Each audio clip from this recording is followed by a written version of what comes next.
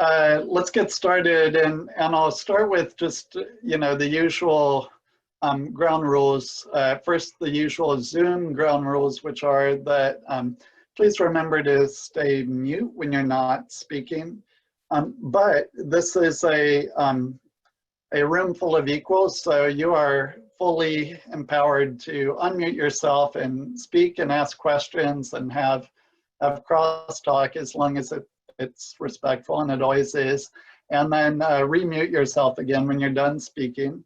Keep sidebars in the chat if you can, that's helpful. If you have resources to share, put them in the chat and I'll get them into the meeting notes. Also, way at the top of the text thread, I put a link to the meeting notes, and it would be most helpful if you all could contribute to the meeting notes either afterward or during. It'll make it easier. Because we normally start with intros and we've done that, let's go straight to our round room interactions, our updates. And normally we would do that with an actual, duck, duck, goose format, but that doesn't work online. So I thought I would just call the groups in alphabetical order, and then you guys unmute yourselves and go ahead and start talking. So without further ado, let's hear what's going on in Albemarle County.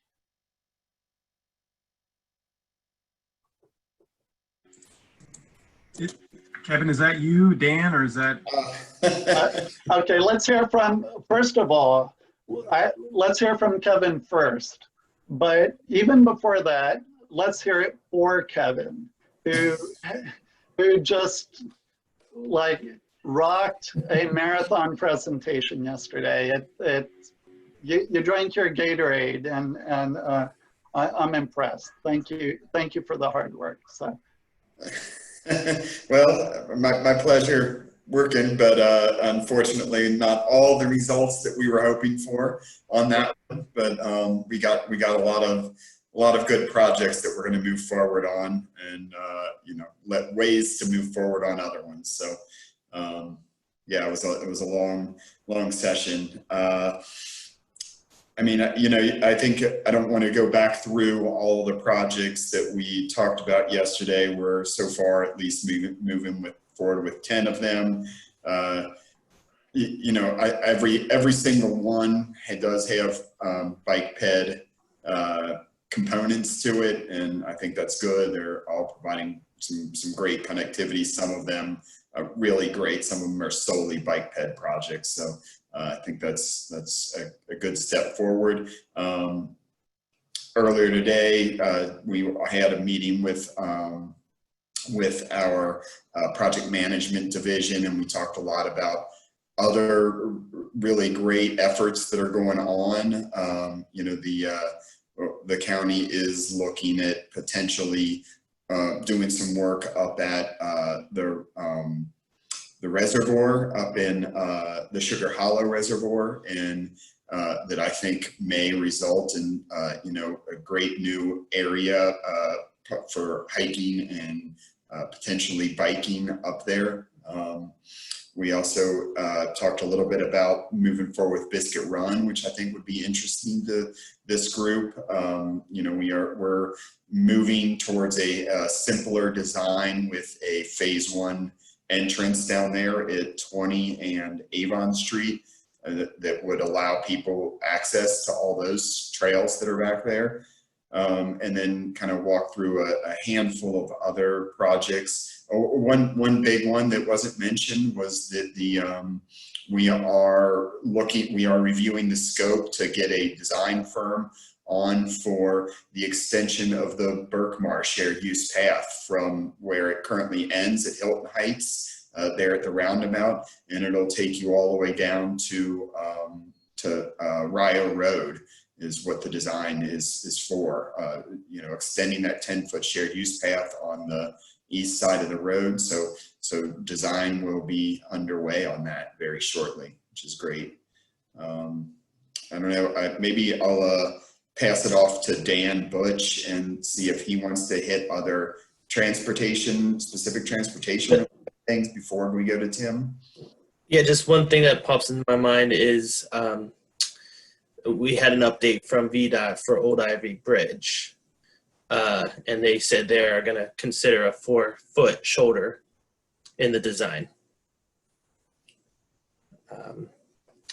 So what we got, we definitely had a board member ask us to kind of pursue VDOT, see what we can do from the county's end of things. It get a little complicated with the funding of that bridge and kind of what we were told at the beginning. But they definitely looked at the public comments and wanted to accommodate what they could within the design. I know the full implications of what you're saying, but could you go a little more into that, please, Dan?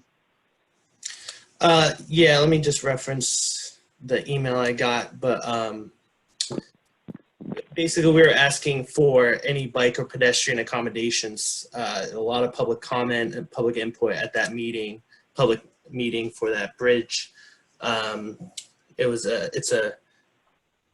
It's a rebuild of the bridge, I believe is the best way to put it, but there's no bicycle pedestrian facilities on either side. And so that was kind of like their reasoning for not implementing it in the design in the first place. So there was a lot of pushback, a lot of public comment within that. It's Bike Route 76. And, we're talking about 3-notch trail, just kind of that connectivity to that right now. And so it took a while for VDOT to kind of give us a response. We were kind of just waiting, and we definitely showed the county's support for this and even asked, what can we do? Is there anything we could do funding wise as well? But they said, they gave us the reasoning for, it's not an official bike lane, 5-foot, painted with a buffer or anything, but they said they could accommodate a 4-foot shoulder on one side. Thank you, guys. Yeah. Besides what Kevin said, that's what we got for transportation planning.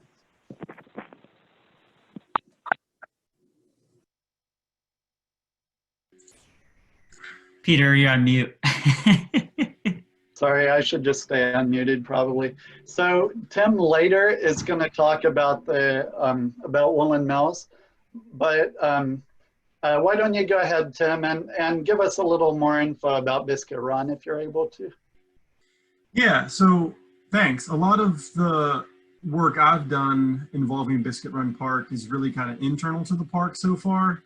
And trying to figure out ways to begin implementing the approved park master plan within the context that we find ourselves in with obviously a pandemic and the economic fallout that represents and budget constraints and everything else. But we're doing that and finding cost-effective ways to inch forward. Part of that includes vehicular access, as Kevin mentioned, trying to get the entrance approved on 20 near the end of Avon Street extended. But more pertinent to this group, perhaps, is the easement efforts to get the northern greenway connected from the park to 5th Street Station and beyond into the city. And hopefully over time, including other connections into surrounding neighborhoods and other destinations. Officially, those negotiations for the greenway easement are paused right now for a variety of reasons. I think there's still background work happening between Parks and Recreation and Community Development and others at the county. But those are currently paused. And I guess the good news is that 5th Street Trails Smart Scale application is going to be moving forward. It's in the pre-application phase right now, obviously. So it's good that that aspect is moving forward because that connection will be great, not just for recreation and access to trails, but really as an everyday commuter path for the southern urban neighborhood. Are they paused because the counties, is the ball in the county's court or in the HOA's court in terms of that negotiation? It seems to have been dribbling along for years. And I'm just trying to understand where we are in the process and what the next steps are. Yeah, thanks, John. That's a good question. I've only got a pretty short amount of duration on this, so a lot of the folks in this call probably have more background on it than I do. It's not so much binary, is it their turn or our turn to kind of take the next shot, but basically, I think there was a variety of factors that led to a decision being made to pause the negotiations for about 6 months. I think part of it was less responsiveness than we thought was necessary from some of the HOAs. But I'm not really the county's point person for those particular easement negotiations. That's being run through the county executive's office because of its relationship to Biscuit Run and that being one of the board's strategic priorities. So I'm a layer or two removed from that decision-making process. If I could, I would jump in, Rex Linville with PEC. From my perspective and the correspondence that I've had with the county and with the HOA and the email exchanges that I've seen, it is a bit more binary. The HOAs were in the process of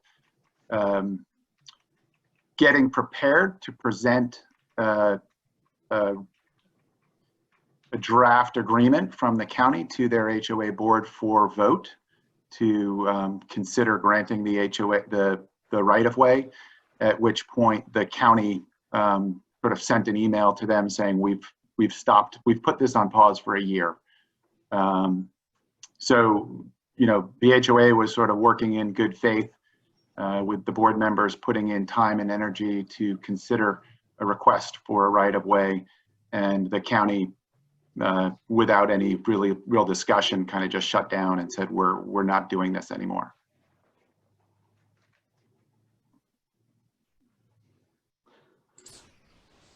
Yeah, I appreciate that, Rex. I think that's useful to hear personally from my perspective. And yeah, I've shared, and I realize you're not. This was, as you say, out of the executive's office. It was not your decision, and I've shared that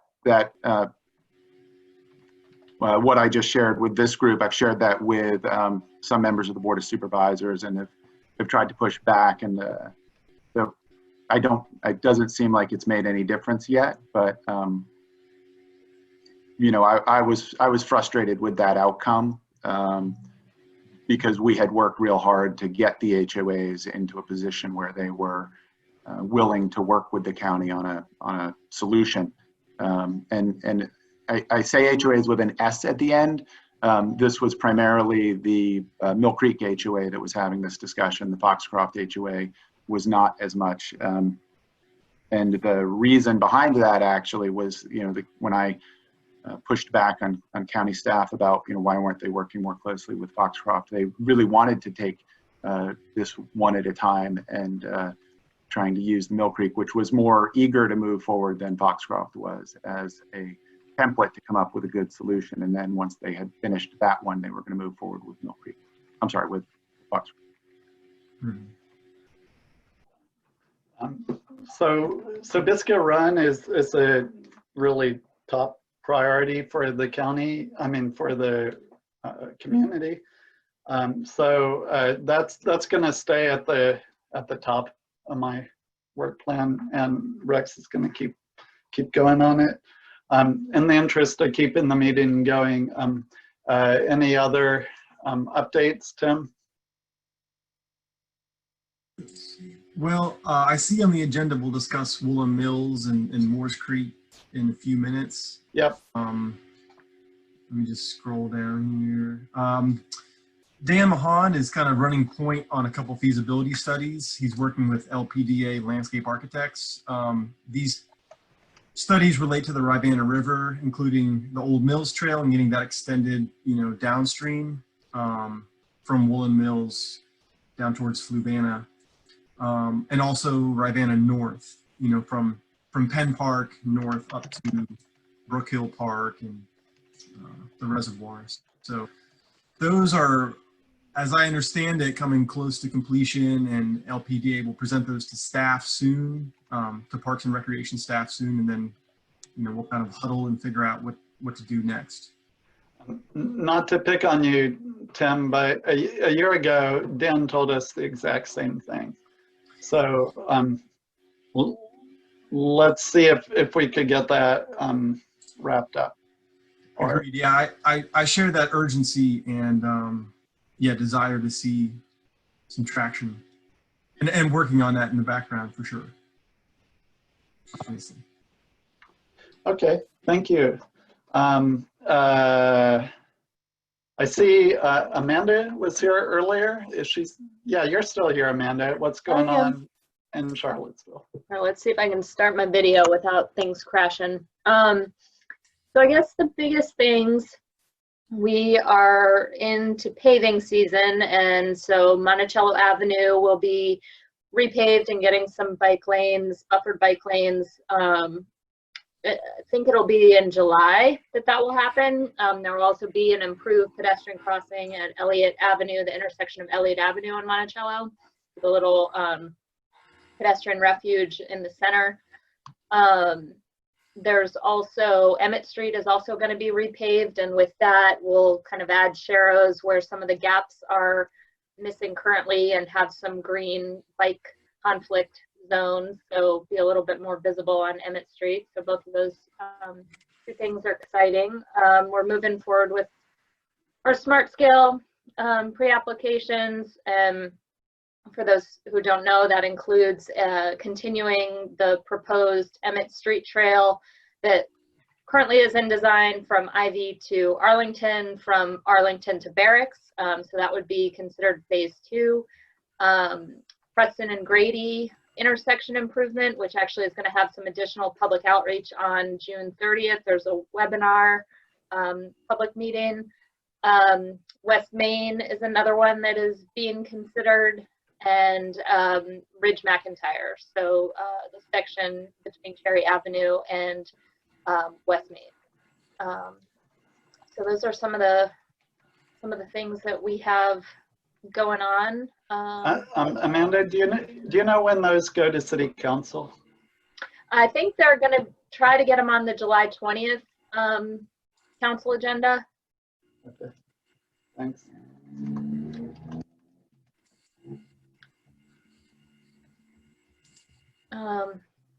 I think that's about it. Certainly with all of the COVID budget reallocation and things like that, you know, we're trying to I'm trying to figure out what, if any, money we have available to do any other projects. But it's a little bit of trying to just get some additional information. Okay. Any other updates, Amanda? I guess the only other update is more on the pedestrian side. We've been doing, you know, while we've had some additional time, we've been doing some field work on our curb ramps. So going out into the field and really seeing where curb ramps are missing. We did a big LiDAR survey last year sometime, and so we're just kind of field verifying the data and trying to make a plan for upgrading all of the missing ramps as a first priority, and then of course collecting all the additional detailed data on those that the ramps that do exist but maybe aren't up to current standards. That's awesome. Go ahead. Do you know where we are with the Greenway connection between the YMCA and the Whale's Tail intersection, and then where we are with the Shanks Greenway to connect with downtown? Yeah, unfortunately I don't know the answer to that. I know, you know, Chris has been working on, we have a number of designs that we're reviewing for Chris and the Trails project. I can't remember if the one that was between the Whale Tail and the YMCA, if that kind of made it in before we were, if that was in the queue basically before we stopped accepting new applications. So Chris would be the best to answer that one. And then as far as Shanks, I think the big question there was what's happening with the sewer line, because you know, there was nobody wanted to do anything with extending that if the sewer was going to come in and tear it all up. So I'm not sure. I don't know if the county or anybody on this call has any additional information on that, but that was the last that I knew. So Chris told me anecdotally that, and so this is, I don't speak for the city ever. This is just, I guess you'd call it rumor, that the McIntyre Park Trail that John described did make it past the deadline, and that apparently the sewer location project in front of the office building is nearing completion. Both of those that kind of go in the same bucket is the Rivanna River feasibility studies. We've been hearing that stuff for like a year. So, okay, thank you, Amanda. I see that Ayana is on the call. Is there anything you'd like to share?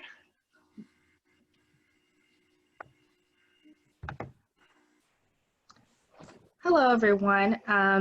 Thank you for inviting me to these meetings as always. As mentioned, I'm Ayana Marcus, Programs Manager with the Charlottesville Area Community Foundation. And yeah, I'm sorry, I've just been having issues with my email. I've had to check for my phone, so I may not be able to stay on video troubleshooting all these technical issues, but just the fact that we are hosting our grant. We're about to announce the date for our grants update meeting to the community. It will be on July 15th. So that'll be in our newsletter, and we're going to share out just some of the things that we've been learning over the past year through the Community Emergency Response Fund and everything that's been happening related to COVID-19. And we're definitely sharing what we've been hearing through grant partners through meetings such as this. In addition to our HEAL Fund and Enriching Communities surveys. So yeah, so I'm happy to be here and to, again, just continue to listen and learn. And if anybody has any questions at any time, feel free to reach out. Thank you. That's awesome. Yeah. Okay. So John, I guess Dave is also here. But John, why don't you tell us what's happening at Cambic? Not much with COVID. We've held back on a lot of our group activities and trail maintenance activities, but we're hoping to assist with some of the work that's being done in Ragged Mountain, just helping finish some of the trails there. It's volunteer and individually based. And setting up plans as things start to open up. Hopefully with the COVID thing, we'll be getting a lot more engaged with trail maintenance, trail planning, trail building, and supporting access to trails for everyone. Thank you. That's good. So yeah, we have to figure out a way to be able to mobilize volunteers, if not in big groups and small groups or individually. We hear the same thing from the RTF all the time. I thought someone from Community Bikes was going to be here, but I'm not seeing them on the call. Pipe in if I'm wrong. Okay, so I'll give a few updates about what PC is doing. Actually, since this time in our last meeting, I've been elevated to full-time, which is great. We have suspended temporarily Bike Seaville group rides, but we're still trying to figure out different ways to do them. One of them is we had a solstice ride scheduled for Saturday, and the solstice ride is still happening. It's just not a group ride. So everybody go ride on the solstice at the same time. There's a flyer attached to the meeting notes. Spread those around. Another thing that's been a pretty large effort for us lately that is a bit invisible is we facilitated a big community conversation about having an active streets program. I think actually most of you participated in that effort, so I won't go into deep details about what that's about. if anybody wants to know, let me know. But the status of it is that we sent a proposal last month, and also the city staff submitted a proposal of their own, and there's a lot of overlap between the two. I was going to do a whole presentation and you know, ask the city manager when we can do it, and then there started to be this whole rash of cars being used as a weapon, which happens to be Charlottesville's largest fear for good reason. So we've decided that now is not the moment to call for an active streets project, but now I'm watching the news and the social thermometer on a daily basis. So hopefully we'll be able to start talking about that a little bit. Yeah, so we could dig more into that if you'd like.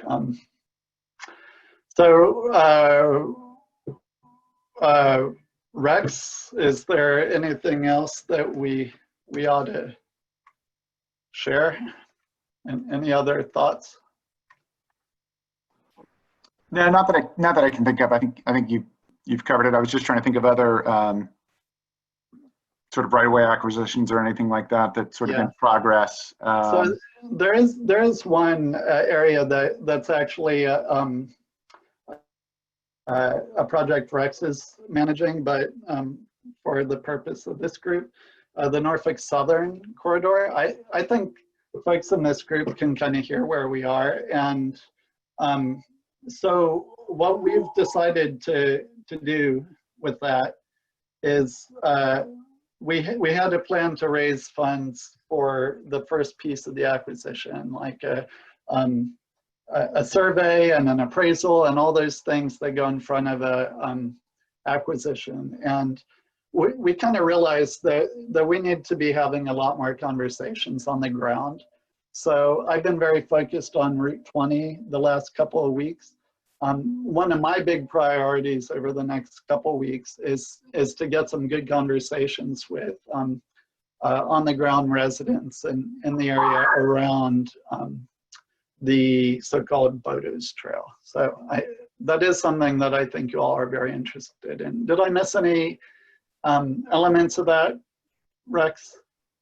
No, I mean, I think it is going to be sort of a parallel process. We do need some due diligence before we can really move that project forward. It's going to be a big, expensive acquisition and project. And I think what Peter is saying is correct, that kind of feel like before we can get some private philanthropists to invest heavily in that project, we need to be able, and I think we have it, but we need to be able to better show that we've got public support from the communities that are immediately adjacent to and would be most impacted by that improvement. So I think we're going to be doing some background work to make sure that we can do that. Michael raised a great question in the chat, which is about exploring alternative options. And we feel that's actually a piece of the conversation is really understanding with residents what are connections that are important on the ground. And some of those could actually be quick wins. One that we think about a lot and that we hear about, but obviously now's the time to be listening and asking questions, not prescribing. But one we hear a lot about is reopening the tunnel between Page and the City Yard. That's sort of a quick win, and there is some good interest on the city side for that. But Michael raises a good secondary question there that some of the county staff may be able to answer. The status of I guess it's sewer line work that's supposed to happen adjacent to the county office building, and that the continuation of the bike ped path in front of the county office building is largely, my understanding, dependent on that sewer line work. Does anybody know what I'm talking about? Blank stares. Yeah, so Tim, is that something you could put on your punch list to just find out from the county side where that is? That seems like it's kind of in. It looked like Dan was about to weigh in. I was basically going to say I'm going to do some research, as Peter said. No update, basically. Yeah, there's some. I heard about when I first came with the county 2 years ago. But obviously it's in the city, it's on the county, you know, and then there was something with the sewer line or something, but yeah, I could see if we have an update on that. Yeah, that's my recollection, is that a continuation of that corridor, the Shanks Branch Greenway in front of the county office building, was on hold because this utility work that needed to happen should happen first. Right. And that's sort of a mess of a discussion between the city and the county. So yeah, well, that work is ongoing, but it makes project management very difficult when it's your project, my project, your project, my project, and that's what we're trying to solve here. I just wanted to bring up that I love the idea of the Greenway going along the old railroad line. I think it's a great idea, but I've just heard the pretty significant cost to acquire the Greenway from the railroad. That could pay for a lot of trail along, along McIntyre and up 4th Street. And I just want to make sure that we're looking at the precious resources that we have to put towards facilities, that we are, just doing a rough, even a back of the envelope assessment at a 30% plan level, try and figure out, is it worth spending the time and energy if the cost for the railroad right away is going to be so significant? And I think if we're going to move this project forward, we should be doing that analysis as a parallel now, just to make sure that it's even worth spending the time and energy to try and get the railroad. If they're going to charge multiple millions of dollars to get that right away, it may just be an option we're wasting our time with right now. fair point. Okay, yeah. Okay, so Rip, why don't you tell us what RTF's up to? So I guess we've been physically distanced. We've been meeting by Zoom and trying to keep our normal activities proceeding. I think we've done okay. Certainly maintenance efforts have devolved into individual and small group activities. And so we're hopeful that we can keep through the growing season, we can keep the trail clear.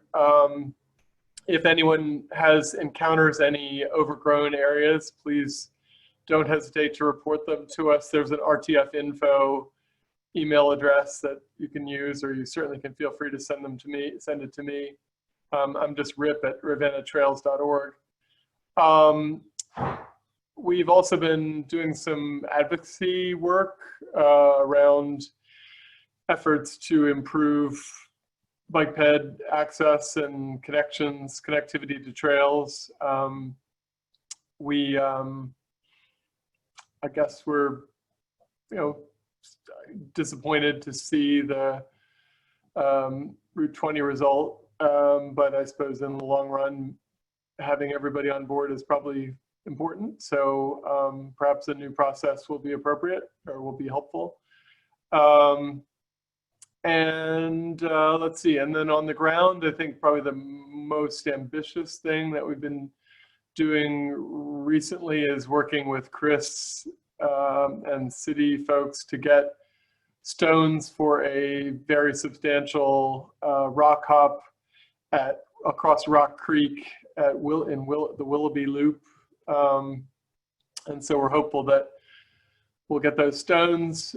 They're actually coming from the area of Woolen Mills, donated by Brian Roy. So there's a circular connection between stones all over the place.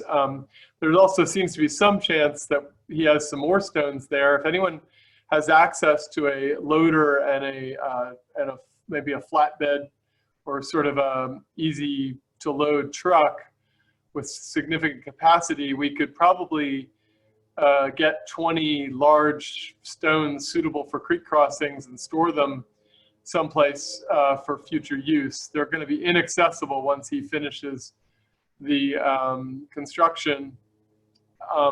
and this is basically like next week, it would have to be done. But again, if anybody has any connections with construction equipment, please be in touch. I'd be more than happy to help coordinate that collection of those stones. And I guess the last thing I'll mention is we've already talked about Old Ivy Road Bridge. We've been doing some advocacy around that. I guess I still feel disappointed that that project is not going to accommodate any serious bike ped facility. I think that's a huge missed opportunity, and I understand the funding constraints, but I would hope that VDOT could be perhaps more creative and come up with a solution that would allow for not having to construct a separate bike ped bridge in order to cross that location. But I guess that's the way it goes. And then the last thing, I suppose, is that's disappointment with VDOT. On the bright side, I'm going to let Allie, who's managing our TNT, our 3-notch trail efforts, report on encouraging news from VDOT concerning TNT. Allie? Hey, can everyone hear me? Yes.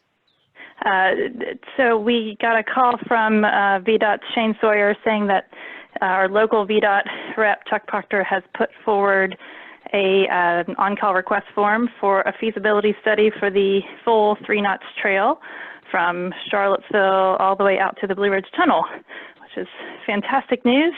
Right now, the next steps are for us to get county approval for the study.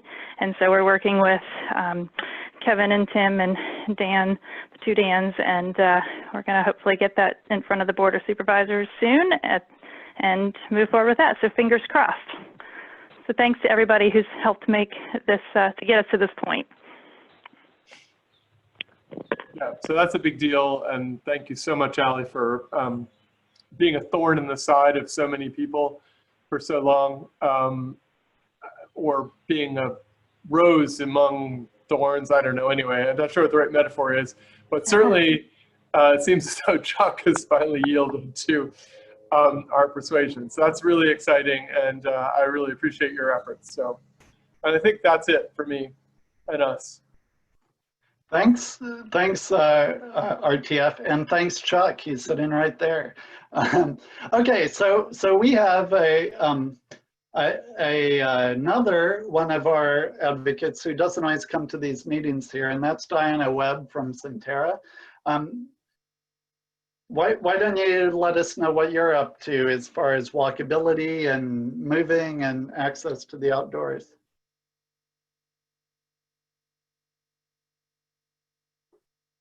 Diana? Okay, we'll come back to her in a while. Okay, so moving on, is Jen Wampler, are you still on the call? What's happening with DCR that has implications for us locally? I should let you know that we have 2 grant programs, but they're not going to be offered this year. They're going to be offered in 2021. We have a new grant administrator who's trying to clean up a lot of old grants, and she just can't handle trying to run 2 grant programs on top of that. The Virginia Land Conservation Fund money, I think the General Assembly is going to decide in September whether they're going to have any of that money to provide a grant round later this year. If that's a yes, then that grant round will be in the fall. I know that's bad news. I mean, you know, the not being able to offer grants when all the other money is pretty tight is not what you want to hear, but just thought I should make sure you guys were aware of that. I think it's a good time to do a lot of planning and conceptualizing about routes that could work, and then we can maybe hit the ground running in 2021. Jen, does the the Great Outdoors Act have implications for you? Everything that I've read sounds like it's directed mainly towards the federal agencies, but I am not an expert on that. So I could be mistaken. I would love to hear if anybody on the line knows more. I think there will be opportunities for private nonprofits as well as state and local governments to make applications through that. I'm through the Land and Water Conservation Fund, which will go in, which, you know, that act will help Land and Water Conservation Fund be more fully funded. So I think that we will have additional opportunities there. I'll look into that more, Peter, and try to find out specifically how that will help the state grant program. I'll check with our grants administrator and see if she knows. Yeah, it would be cool if there were, you know, like a similar analogy to like a Tiger grant in VDOT and, you know, some role for the state and the localities. Okay, any other things, Jen? I will be putting my e-newsletter out probably next week. And so if you guys have anything, I got a great article from Chris about some of the trails you all celebrated on National Trails Day. But if you have other things that you'd like to share in the e-newsletter, calendar items or best practices, webinars that you're going to be hosting, anything like that that you want to share with the Trails community, just send it my way. And if you don't get my Greenways and Trails e-newsletter and you'd like to be added to the e-newsletter list, just shoot me an email. Thank you. I'm about to post her her email address into the text chat, or actually, why don't you do that, Jen? If you don't, can you do that with your Stone Age computer? You want me to send it to you? Just put your email address in the text. Put it in the chat line? Okay, yep. Sure. Thank you. Okay. All right. So now, as sort of a grand finale, let's hear what's going on with TJPDC, and we can segue into a little bit of discussion about 20 and what's next. Okay, so not much of a grand finale, it's pretty short updates. Most of the bike ped work that I've been doing, or that we've been doing, has been related to smart scale. One thing I'll note is that for the first time ever, we did a little extra public outreach between the pre-application phase and the final application phase. So some of you joined us for a public workshop on May 13th, where we talked about all the different smart scale projects that the TJPDC and the Charlottesville Albemarle MPO submitted as pre-applications this year. As you'll see in the agenda, I'm going to talk a little bit more about all of our smart scale projects a little later, so I won't go into details right now. A thing that's coming up in our next fiscal year is we have this existing bike and pedestrian coordination committee that's been around for a little while. In this whole smart scale process, we noticed that this committee is actually making some important decisions, and so for the coming fiscal year, we're going to investigate and possibly move this committee from more of a working group to a technical committee. And that's really exciting because it means that the bike ped work that we're doing in that committee is important enough to be its own standing technical committee that has, you know, posted agendas and minutes and time for the public to speak. So I think that's a really good and exciting thing that will be coming up. And then tangential to bike and ped stuff, the TJPDC did recently submit a build grant for planning funds for a new multimodal Amtrak station in downtown Charlottesville. So this would just be money to plan what a more multimodal station would look like, and the many things it could include. I think we applied for about $700,000. This build grant is the new iteration of Tiger grants, so you might be familiar with those. And we will see, hopefully in November, if we're awarded that funding or not. And that's it. Thank you. I accidentally skipped VDOT, which is crazy. The couple VDOT staff on the line, Shane, Chuck, any updates for the group? And Peter? Well, other than the disappointing news from the Board of Supervisors last night, but I mean, we can move forward from there and talk about that later. Smart scale applications will be going, the full applications will be going live starting today through Monday so we can continue working on them. And then I know with these other studies, we'll be working forward on those in the coming months to try to get them advanced further. The Ravenna River crossing, we can relook at, see what we're going to do with 20, and then the 3-notch trail stuff possibly that's starting this fall. So more to come on that. Okay, thank you. Super. Within the sort of updates thing, we'll take a deep dive into the Moores Creek pedestrian bridge, but first I wanted to talk or check in with you guys about what is next for Route 20. We heard from the board that they value the goal of connecting Monticello and PVCC, but they weren't wild about the way of doing it. So it's back to the drawing board a little bit for us. One thing that I wanted to mention, and not speaking for you, but Jessica had already set up a discussion about the Route 20 project next week. Do we want to keep that meeting actually and use that as a back to the drawing board discussion, or what are you all's thoughts? Starting with you, Jessica, at your meeting. It's my meeting, but I do still have to check in with Chip okay. to decide, to hear more about what he's thinking. But my initial thoughts, and I am curious to know more what people here think.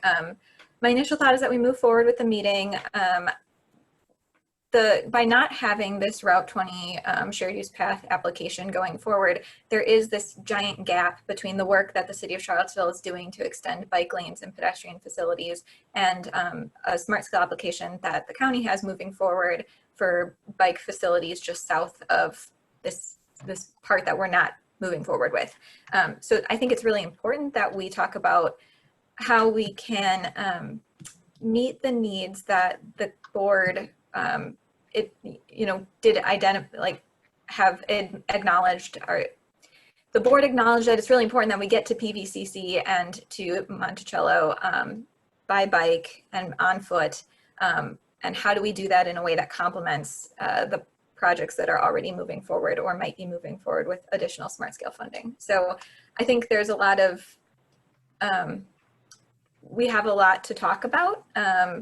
And it's just going to be on a longer timeline than initially thought. Brady Bunch style, I see Donna Price sitting right next to you. Donna, do you have thoughts on what a really good, process would look like, one that would be likely to yield success? Thank you, Peter. And I wanted to be here today to be able to answer questions that y'all might have, because for a very long time, as with all of you, I have really, I apologize, I've got multiple phones here. I've long wanted to have that connection between the north and south side of I-64. The more I saw of this particular proposal as it was drafted, however, I could not get past the safety concerns. And I'll be very candid. I'm one supervisor. I'm not the board. I'm not speaking on behalf of the board, just myself for these opinions. But the safety issue for me was the biggest thing. I saw the path as being usable by bicyclists, but not by pedestrians. And I actually walked it and came away much more concerned than I had been prior to going there. In terms of the process itself, and I do recognize that that is the most direct route. What I think we are seeing in a broader picture is the adverse impacts that the placement of interstate highways has had throughout our country particularly in more metropolitan areas. We've all seen where interstate is used to disrupt viable, thriving minority communities in the cities, which has led to a plethora of negative consequences. For us here, it's the separation between what I believe is the crown jewel of our area, Monticello, and the city of Charlottesville.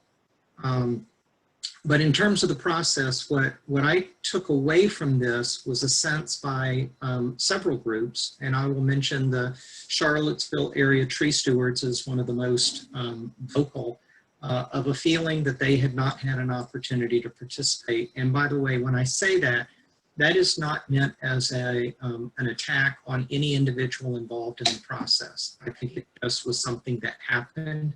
I don't presume that anyone acts with anything other than the best intentions, but clearly the message that has come out over the last several weeks is that there were a number of groups and individuals that felt like they did not have an adequate opportunity to participate in the process early enough in order to have their voices heard. And then there was this kind of a crush that came at the very end.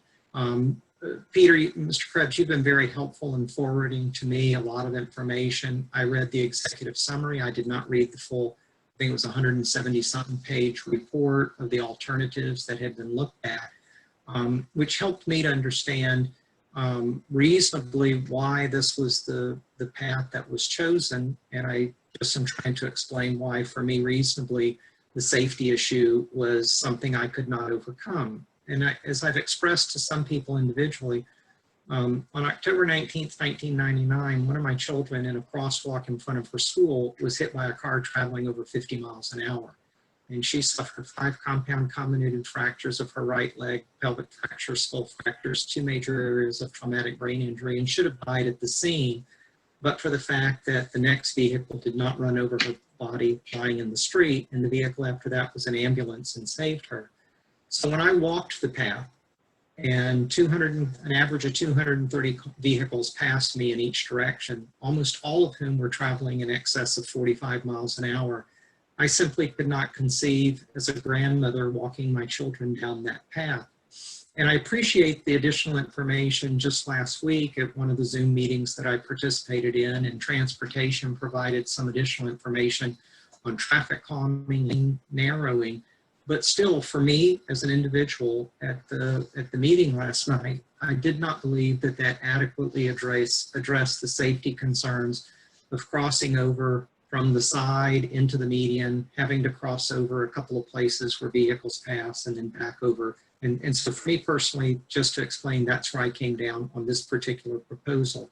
And again, on the process, I think Mr. Krebs, you and the others who are involved here have probably become more aware of some of the sensitivities of helping to make sure that people participate. And I think part of it is, and again, this is not to point fingers at anyone, so many of us today are inundated with communications that sometimes it's difficult to keep up with them. And it may very well have been that information was available to groups, they just didn't actually receive it. The message went out, they didn't actually receive it. So otherwise, I think your processes are very good. I did see several smart scale proposals last night that do include bike ped improvements. And I commend you for the work you've done. It was very pleasurable for me to sit here for the first part of this meeting and listen to the numerous areas and places where y'all are working to make this a better community. And I will just candidly say I regret that I could not support the application for this particular project last night. I'm open to listening to any questions, answer as best I can, hear your comments, and I'm here to try and help make sure that we can be successful in the future, because I had actually signed up to ride my bike cross.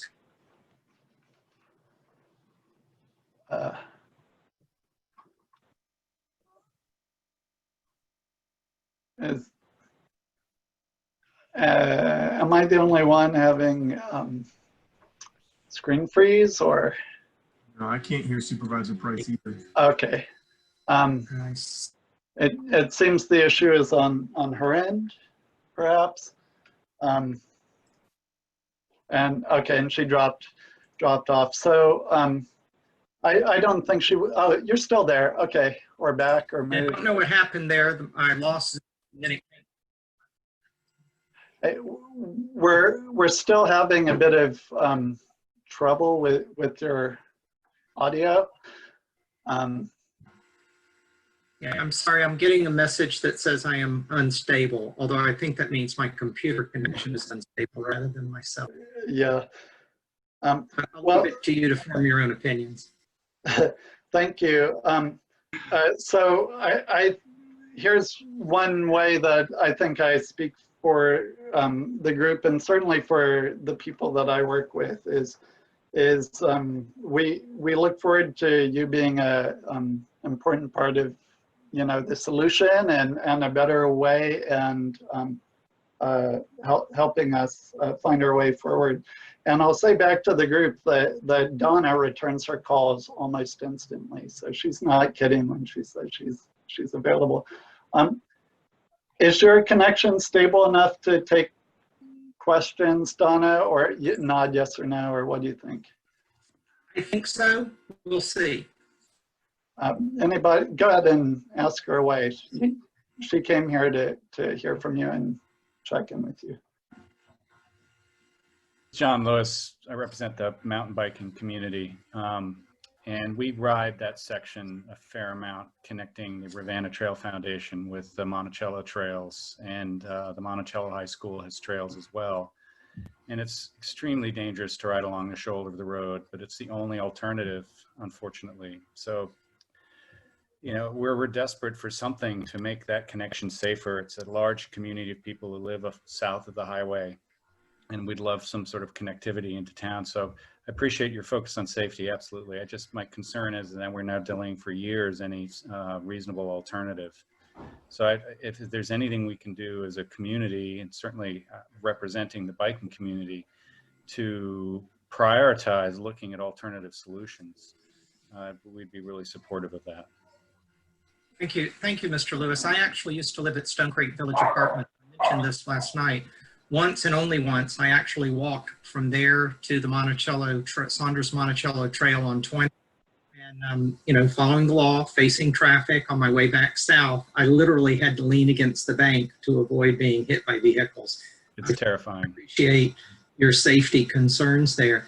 I think this is actually an opportunity to take some of those voices that were spoken in opposition to this particular path and try to bring them in as collaborators and say, look, we heard your voice, for example, on the gateway trees, the memorial trees. We believe you've heard our voice. Work with us together and let's see how we can achieve something that helps you and helps us at the same time. I really, you know, we had very intense conversations last night at our board meeting on a number of topics, but that was yesterday. We're here today and we're moving forward tomorrow, and we're all in this together. And I feel safer driving when I see a safe path for bicyclists, because that means I don't have to feel like I'm putting their life or my life at risk anytime that I have to try and find a place to pass. So I fully support you. I just couldn't support that center lane path, and I don't know an alternative in that location. But I will work with you, and I will work with Kevin McDermott on county staff for transportation, whoever it is that I need to try, as well as pedestrians. Hey, I had a question. This is Chuck Proctor, and I was working with the committee on putting the project together. That's some of the things I know that we can go through and address, especially from a safety perspective. There's a lot of treatments that we could add along the median that will make it safer, even if we put up rustic guardrail or something along the exterior on both sides, so that it would give you a good haven for where you would feel protected. Part of the reason we looked at this location was similar to what they did on Emmett Street, where we went through that interchange in the median, was to that was the only safe place we could put it through that corridor. And that's why one of the reasons we did it here to provide the same sort of accommodation. And with regards to the trees, and that's another thing that we can work with the tree stewards to make sure that what we're doing is going to work, be acceptable to them. It's unfortunate that we weren't able to get everybody involved in the process early on to make sure that what the end result was would answer a lot of these questions that are coming up now. But these are things that can be worked through as the project moves forward, and we could actually resubmit it next round with a lot of these amenities added to it to address a lot of the questions that have been raised. Mr. Proctor, thank you, and I really appreciate your acceptance that a change in the process may result in a different outcome.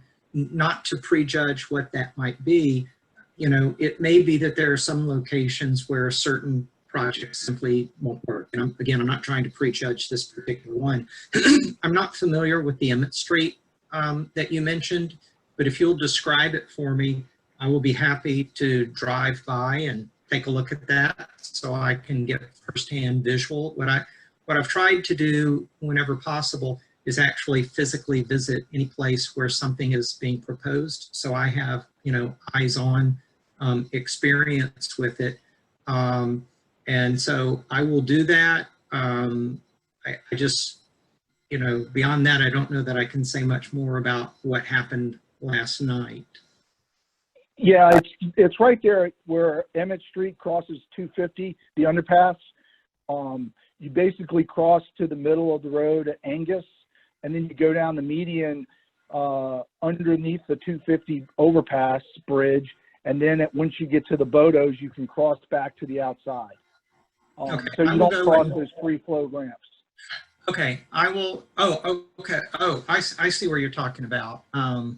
Right there, just south of Best Buy and north of the Bodos.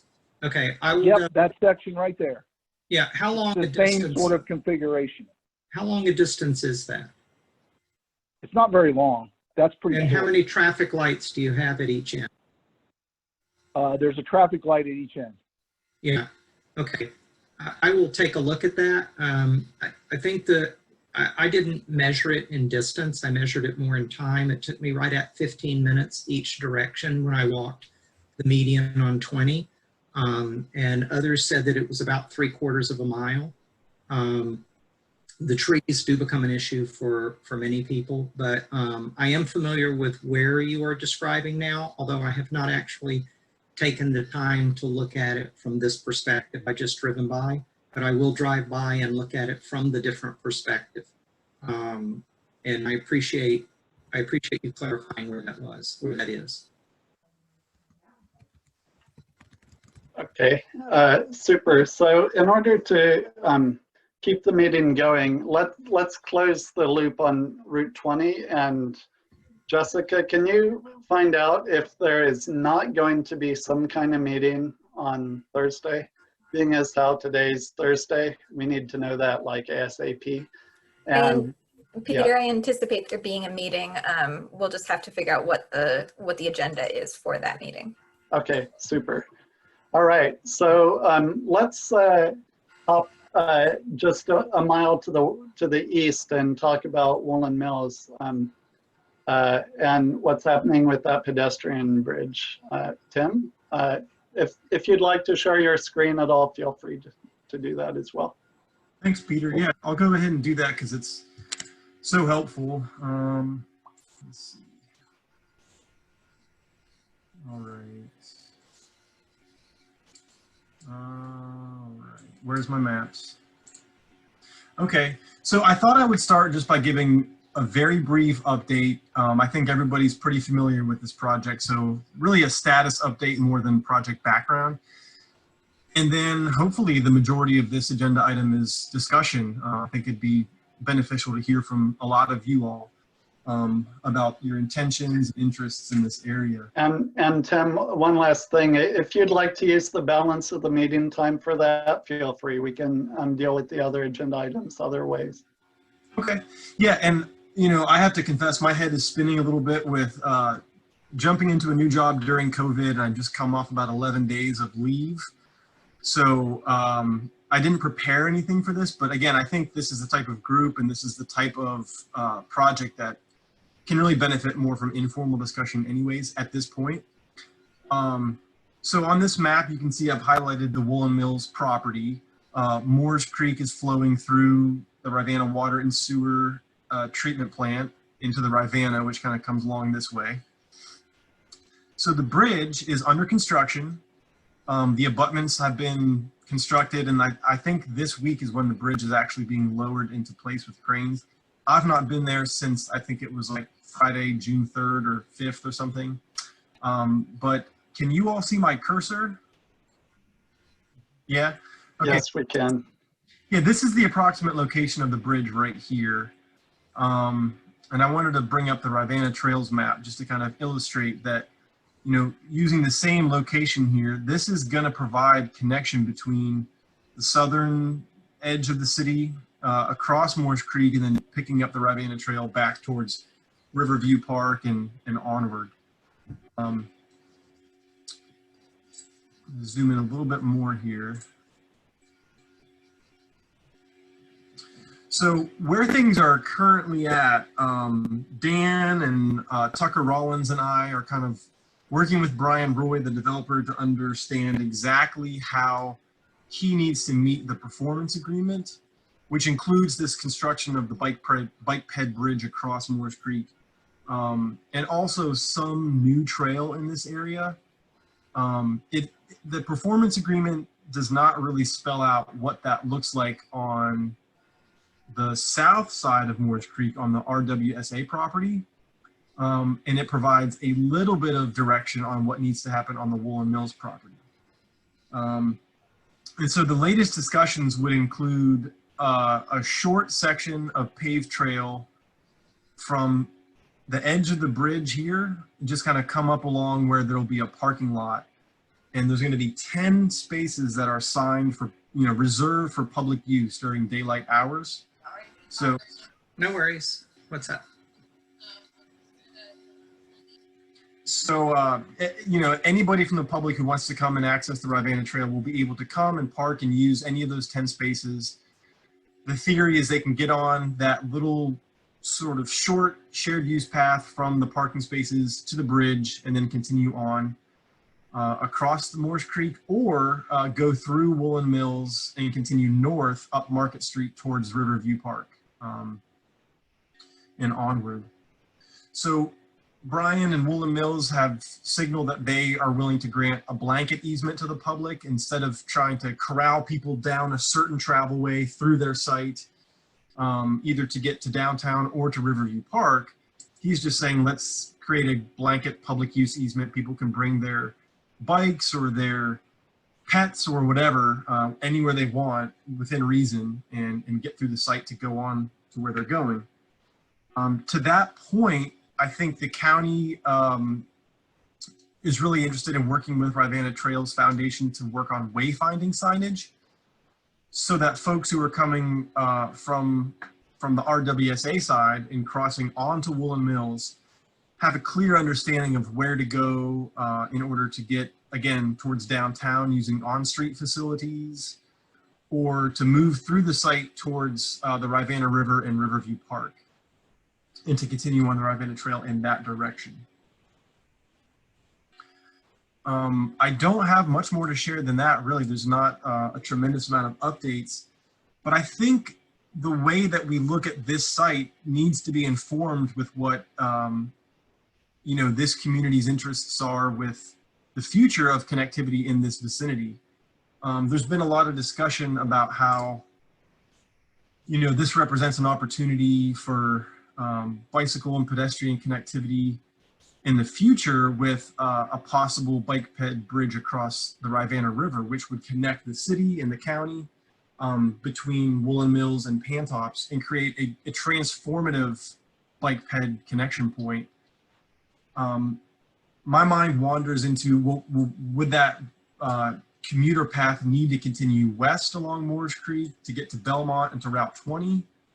Or conversely, does the Rivanna Trails Foundation and others feel like that should remain a foot trail, a narrow sort of hiking path and trail running and mountain biking path? So I just want to invite conversation about some of those things. And as I'm listening to the Route 20 discussion, I also realize this portion of the county is not that far from Monticello. And does that, create a new opportunity to think about connecting to Monticello, not through Moores Creek in Route 20, but possibly some other roundabout way, or I should say back channel way, not roundabout? Yeah. There's a lot of history there. Yeah, short answer is that's not going to be a quick win. Monticello would have to completely reimagine their land use to consider welcoming visitors on that side of the mountain. I think that that's an accurate way to describe their position, and they're not prepared for that at this time. And they should be at the table to discuss that. Yeah. They're normally here. I don't know why Elizabeth isn't here, but I mean, just to add to that, I mean, I think that's a great idea, Tim. And those are some of the on the Route 20 discussion that happened. Those were some of the things that people were saying, well, why don't you look at this? And the reality is those things have been looked at ad nauseum, right? I mean, that has been studied and discussed and talked about. And the reason the Route 20 corridor was a viable project is because it was a viable project and none of the other ones were at this time, right? So yes, that there's a whole history of discussions that Peter and others have had with various parties to try to explore alternatives. It doesn't mean those alternatives are not worth continuing to explore, and that that could make a really great connection for the community someday. And I would love to have you as a partner working on trying to make those kind of connections happen, because I think it would be a really good connection. The reason it's not what was put forward is because there has not yet been an opportunity to find an easy path to move that and some of these other connections forward. But love to have you at the table trying to make that happen. Yeah, that's to the background in the context. That's helpful. The bridge, I did hear from Brian actually earlier this week. The bridge is not on site. It's still in North Carolina or wherever it's being fabricated, and the fabrication got delayed by a couple of weeks. So I think he said 2 weeks out or so, and that was on Monday that I heard that from him. So, still a couple of weeks before the bridge arrives for them to put it in place. Gotcha. Thank you. So PC wants to cover that like journalists, so give us heads up. We'll fly a drone and get really good coverage of that. Brian's already agreed to that. Yeah, so I saw you speaking, Dan. Sorry to interrupt. Well, just background, as Tim referenced the crossing of the Rivanna River. I just wanted to confirm that with Chuck that study's still going on. I haven't heard an update on that. Yes, it is.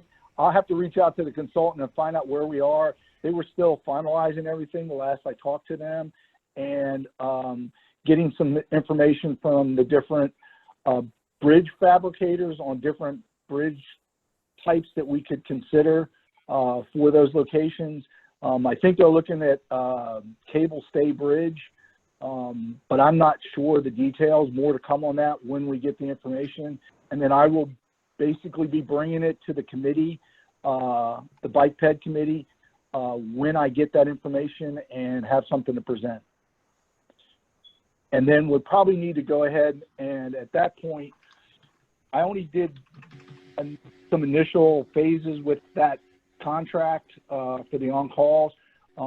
If we want to move forward further, then I would have to do another task order with them. But to get into further design and stuff. But this is just to look at the locations and what we could do at these different locations, and then get a preferred scenario.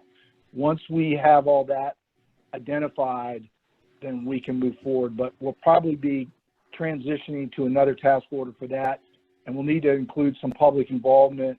So we don't, I'd like to make sure we got everybody involved and get some public involvement, and we'll have to coordinate how that's going to work between now and moving forward any further with that project. Hey folks, just real quick, like back on the Woolen Mills Bridge, I'm curious about the easement. I know that Dan Mahone took over trying to get an easement from RSWA probably about 2 years ago. He started working on this. Do we know whether that easement for the trail was ever obtained? Yeah, there was an easement over the existing trail alignment. I want to say I don't remember the width, but it was recorded in January of this year. So that easement does exist over the foot trail. There's ongoing work with, respect to the temporary construction access road becoming more of a permanent access easement as well. But that's, I'm not too sure that's too pertinent to this group. Well, that's great. I'm glad you guys got the easement. And just to underline one more, I hate to be the storm crow, but really that section of the trail along the RTF, which is downstream of the Route 20 bridge, that was visioned maybe one day being more of a bike bridge or a bike trail along that section. You guys really need to double check and walk that section. You're really hemmed in by I-64, you're hemmed in by the creek, you're hemmed in by the topography there. I think you're gonna have a really, really hard time putting even a 6-foot wide paved trail or stone dust trail or some other trail, as well as the floodplain there, and which is fine. I mean, I think the purpose of this bridge has always been to support the RTF. I just think it really starts to limit what you might be thinking as a bike facility that somebody would go along with a stroller. I just, I think we run the risk of over-promising if we think we're going to deliver with anything else. I think real value might be one day going downstream along the Ravenna, along Monticello's property, but I think we all know there's strong opposition to that too. So I think it's going to be a great foot trail on the other side, and I'm very excited about it being a foot trail.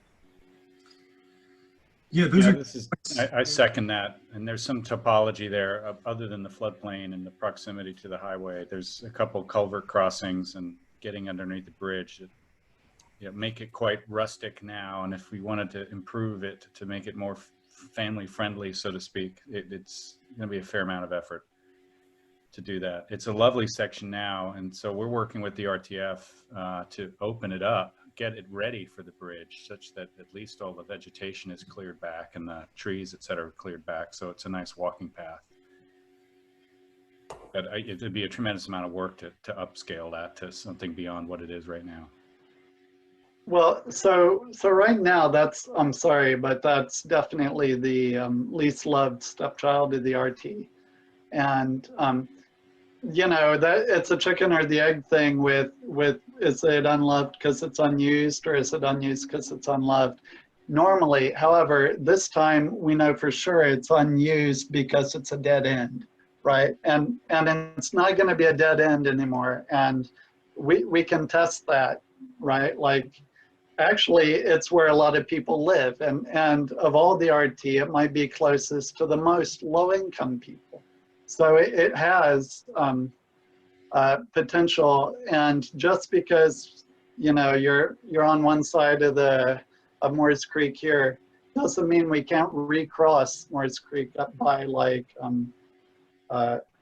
Rives Park or something like that. So I would like you all to start thinking in a future tense about how this creates more connectivity, not just a recreational resource, and even how can it be the best possible recreational resource.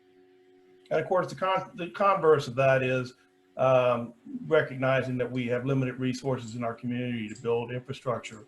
Sometimes we just have to recognize the reality of things and put our money in other places that might be better placed, I would say.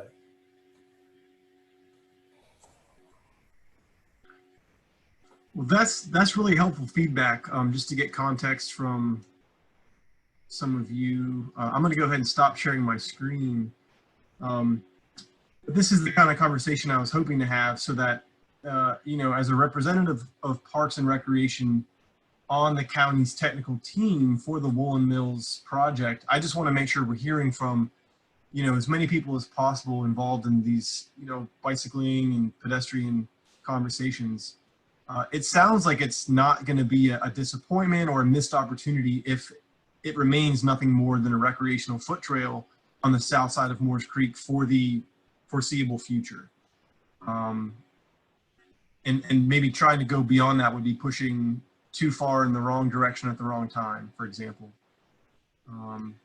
Yeah, in the short term, the biking and foot community is very excited about the bridge, because that makes that whole section viable and avoids a lengthy road walk that we've all had to endure for so long, unless you were willing to cross Moores Creek and get super wet. So I think from a foot trail and a rustic biking trail, it's those communities are excited about it. You know, and I won't. As a RTF board member, we've always been supportive of the concept of, braided trails along the RTF, the current RTF corridor, to acknowledging and accepting that the future should entail, greenways and more open multi-use trails, while at the same time, we're always interested in preserving, rustic trails and single track. There's room for both. And I know that the city is working closely with all the groups, looking at land easements, but those just move at their own pace, glacially. So I think in the short term, we're very excited for the bridge. We can't wait to get in place. We want to have the trail ready ahead of time so that when people do start crossing the bridge, they'll at least have a trail that they can walk on. It may not be the world's best trail, but it'll certainly be a trail. And then we can see how much it's used over time and what the public interest is and what the other opportunities are in that little bit of space. Yeah, that's great. The only other issue that has bounced around as a discussion point for park staff is when folks come across the bridge, a lot of people will go right and follow the Rivanna Trail. I think a lot of people are also just going to want to poke around and see what's going on as you go downstream from Moores Creek, and they're going to try to move towards, for example, the train tracks or, the old utility building a little bit downstream on the Rivanna. And we don't want to neglect that potential future conflict. And there may need to be, signage to some effect or possibly more, I don't know, but that just is a kind of lingering question for some of us, and don't know if others have thought of that, or if there's already, kind of informal foot trails that go all over there. I'm just not sure. But that's an issue that seems like it needs some attention too. Rex, you wanna say anything about that? That's something we've definitely thought about. Yeah, we've. So I think two things. The old utility plant owned by Johnny St. Hours is the guy who owns that, is an attractive nuisance, right? I mean, all the kids in the community go down there and hang out. I know mine have, and I know that mine have told me that they got there by walking across the railroad track bridge, as opposed to dropping down into the stream. And I sort of freaked out, and I was like, no. If you're going to go down there. And, if anything, this bridge might, being a nice, safe way to get across Moores Creek, would dissuade our local hooligans, mine included, from using that dangerous railroad bridge as a way to get to that site. So I think that's a real positive upside. And, maybe we could, anything we can do to make that more apparent, and in fact, make that an easier way to do the wrong thing, the better off our community is going to be, and the less likely some kid's going to get hit or hurt or forced into a situation where they've got to jump off that bridge or something like that. So that's one thought on that. As far as that property itself, I think that there is a tremendous opportunity for acquisition and a historic interpretation of that site at some point. I haven't had any recent conversations with the landowner there about that, but I do think that that would be something worth broaching. It's a really cool site. It's got a really cool history to it that really ties into the city of Charlottesville and Albemarle County. So it would be great. And if we ever do get to the point where there is a serious future conversation about, we'll call it a backdoor pathway up to Monticello or to their visitor center that connects into the Saunders Trail, that property is going to be an important part of that. So I do think that putting that on a sort of the track of looking at it as a priority acquisition for the county and for connectivity and historic interpretation and restoration of that site could be really cool. There's going to be several hundred people working at Willow Tree, and I think they're mostly young, and I would think maybe you should determine what the level of interest is there for people who want to commute by bike to work. I think there could be a demand for that trail to be upgraded just from the people who are moving in there. Yeah, I think that's a good consideration. And whether it's planning to upgrade that from a foot trail to a shared use path in the future, or understanding what would need to happen to on-street facilities in, for example, Broadway Street and other areas to get people between Woolen Mills and other places of residence. I think that's really important. Yeah, you'd have to look at where they're coming from, I guess. Or ask them. I mean, you don't. I wouldn't make a GIS exercise. I'd make a conversation out of it. And by the way, mountain biking as a commuting is a thing too. So considering the RT as still a recreational trail, but perhaps an intermediate level bike trail, something like that it doesn't have to be so black and white, right? Whether it's a commuter route or a health route or, any of that stuff. Yeah, good points.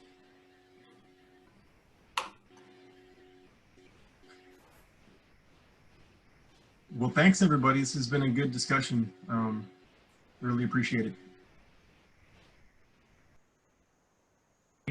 it. So I do think that it is a good opportunity when Willow Tree gets started to yes, have that kind of conversation. And I know that Tobias was hoping to have a large live event, and he regrets that he can't do that right now, but that opportunity is going to come in conversations with them as really leading partners in so many ways, between the energy, the numbers of people, frankly, the money that they're going to have, not only as a company, but as staff.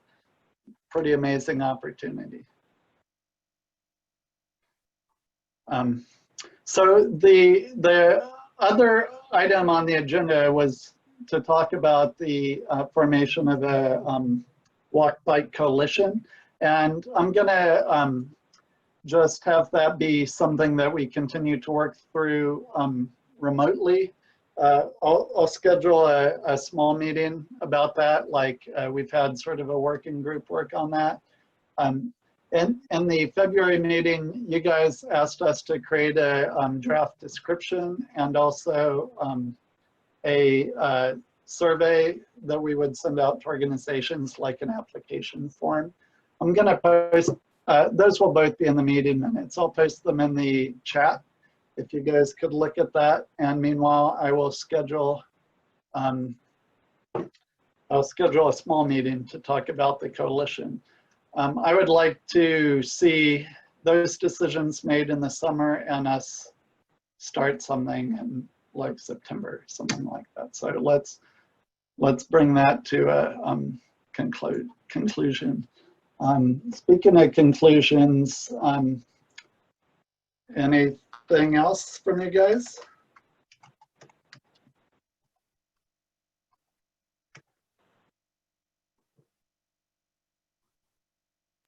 Okay.